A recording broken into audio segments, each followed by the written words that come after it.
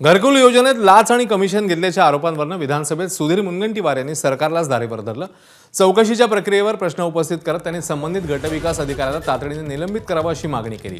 घरकुलासाठी पैसे मागितले जात असल्याच्या तक्रारी गंभीर आहेत। केवळ चौकशी करून विषय लांबवण्याऐवजी कठोर कारवाई व्हावी अशी त्यांनी अपेक्षा व्यक्त केली। लोणीकर ते सांगताय की 1 वर्षापूर्वी सीओनकडे बैठक झाली, व्हिडिओ दिले। आता फक्त प्रश्न एवढाच आहे की चौकशी करण्याचा एसओपी काय असतो? चौकशी करणे म्हणजे काय?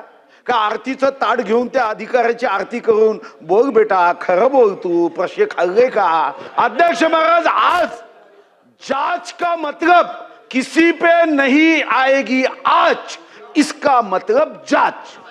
तपास म्हणजे काय अध्यक्ष महाराज?